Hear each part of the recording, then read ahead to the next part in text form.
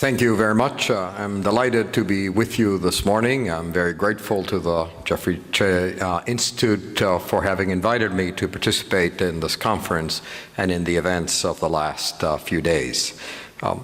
I want to begin my comments, which all will be focusing on regional economic integration in Latin America, but I want to begin my comments by taking seriously the general title of our conference, which is on the green band here. It is about two topics. They're not the same. One is overcoming the middle income trap, and the other one is keeping balance amid global turbulence. And we can interpret global turbulence as meaning global economic turbulence, but the plain meaning of the phrase would include that, but would also raise the question of war and peace and conflicts between states that go well beyond economic circumstances. And so I want to take those two themes in the next few minutes as I go through my remarks. Let me begin by highlighting three lessons from the Latin American experience that may be of interest to those of you in the room. The first one is the question, what might Malaysia or countries in ASEAN learn from Latin America's long-term economic strategy? The answer is one word: nothing. Or, to be a little more precise, to learn what happens when you pursue policies that at first might have seemed a good idea. Pursue them long and relentlessly until you bring ruin to your country. And when you have tariff barriers at the 1,000 level percent, you try in effect to make sure that your country does not export or import, that your country is not internationally competitive, that you become less significant in the international economy, and that you lag well behind what your hopes might have been. I will give you only one example. If we were having this discussion not in the year 2014, but in the year 1914, 100 years ago, Argentina was more developed than nearly every country in Southern Europe and in Eastern Europe. And if you have colossally bad government for 1 century, you achieve underdevelopment. And that is Argentina's circumstance.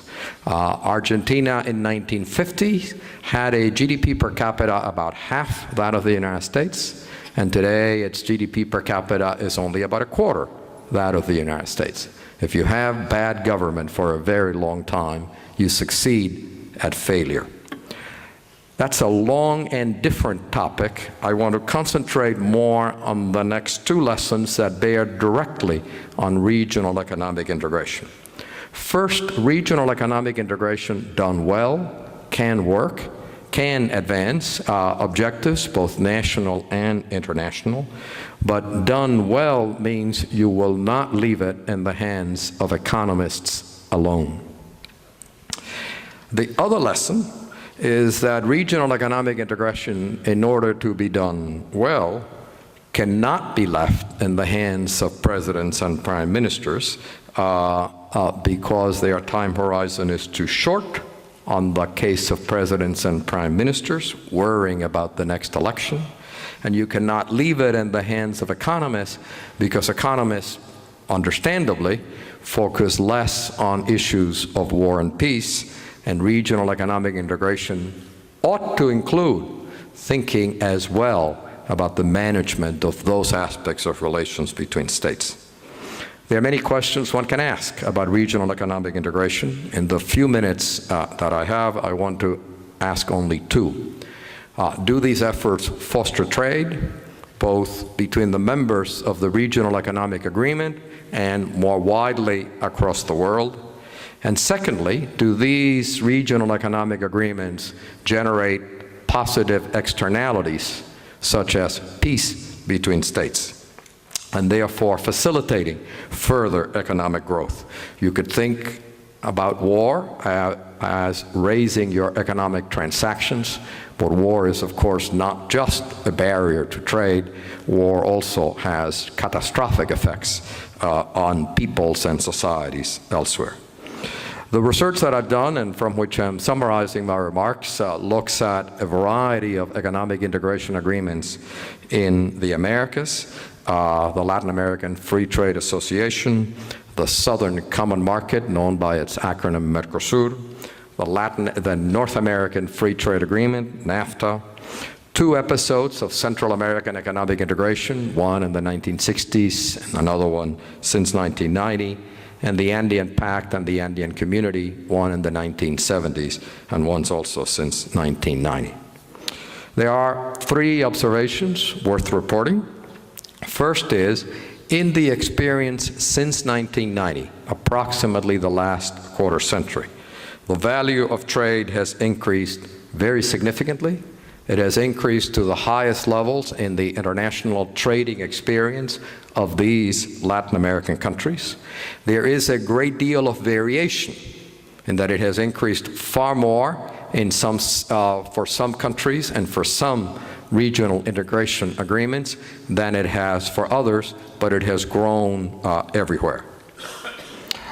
Secondly, there is this great variation can be seen with a set of just 4 numbers that I want to give you, looking exclusively at trade inside the specific region.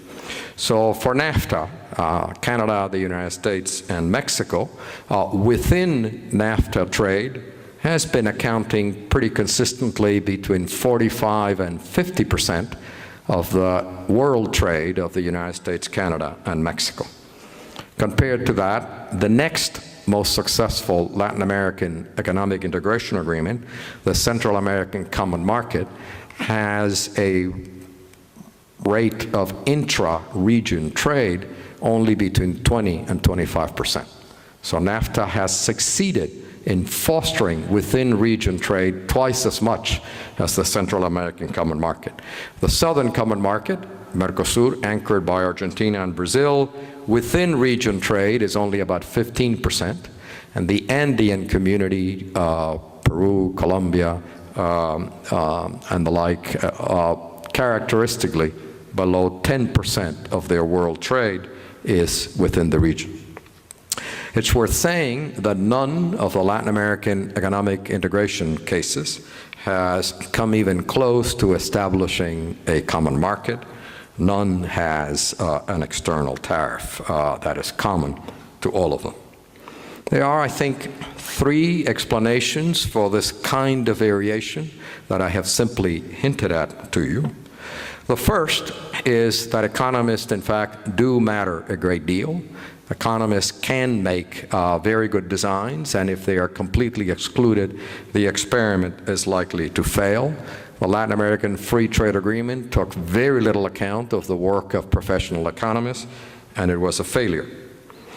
But when economists alone, and when the technical ministries of a government alone, without engaging the presidents of the country, without engaging the political parties, try to fashion an economic integration initiative, as they did in Central America in the 1960s, it failed, and it failed including a war between 2 of the members of the regional agreement, El Salvador and Honduras. Economists matter a great deal, they do a great deal of good, but it is not enough. Secondly, presidents matter. They are the only way to launch successfully a variety of agreements. They are the ones who can commit their governments. They are the ones who provide the coordinating mechanism and the instruction to other officials and ministers.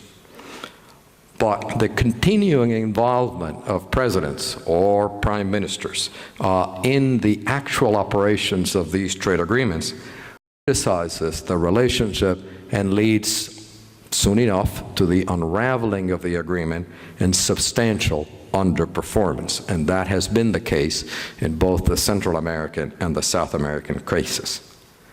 Thirdly, one of the important explanations for why some of these regional agreements have been more successful than others is whether there have been clear incentives and clear rules for business companies to operate.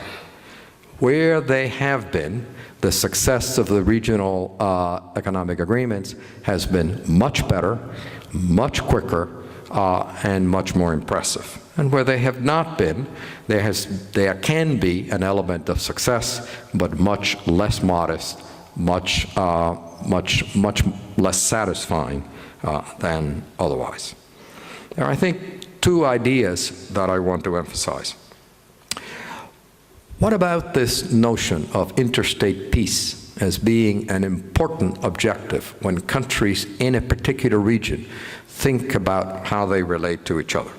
Let me give you a couple of empirical examples. In 1979, the governments of Argentina and Brazil prepared for war. They prepared for war because they could not agree on issues at the boundary. They prepared for war because they could not agree on the governance of international rivers that ran through their countries. In 1978, the governments of Argentina and Chile did not just prepare for war, they actually mobilized for war, a war that was stopped because the Pope intervened and cooled them down. And they were disagreeing over the sovereignty of little islands that had no peoples, and over the water and the maritime resources, fisheries, petroleum, natural gas, where there was no governance. One of the interesting ways in which these agreements took place is that the big power, the regional hegemon, Brazil, re-examined what its strategic objectives were. Brazil came to the conclusion that owning a little island that would threaten war with its neighbors was not worth it. Brazil was big enough, it did not need one more tiny island. And that in fact Brazil's strategic objective was peace in the region. That Brazil's economic objective was the growth of its economy. That Brazil's economic objective was to be respected and to be able to lead its neighbors. It changed its policy, and to me the most dramatic example of Brazil's strategic redesign was when it began to turn over pieces of territory to its neighbors. Now that's an interesting idea if you have ever thought about the South China Seas.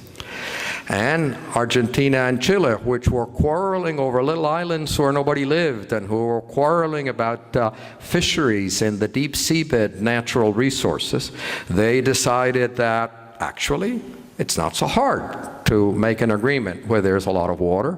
It's much more difficult to make an agreement if there's a lot of people. And so you will have that island, and I will have this island. And over this part of the water, you will have greater navigation rights, but I will have more fisheries rights. Strategic re-examination to see that control over tiny specks of territory is much less important than other political, military, economic objectives, navigation objectives, trade objectives. That is the great accomplishment of these large South American countries. So too, by the way, the United States. The United States, at different times in its history, seized half of Mexico's territory. And one of the turning points in U.S.-Mexican relations came at the end of the 1960s when the United States gave back a piece of territory to Mexico, because the United States also understood that its strategic objectives with regard to Mexico were stability, growth, prosperity, and better relations, not hanging on to a particular piece of territory. Big powers and regional hegemons can re-examine their strategies. They can change course. They can do things differently, and lo and behold, in these relationships, they have worked better. Where that did not happen, where the regional economic integration design did not deliberately include how to create peace, how to manage interstate conflict, how to sustain cooperative relations. You have war in 1969 and between El Salvador and Honduras. You have war again in Central America in the 1980s.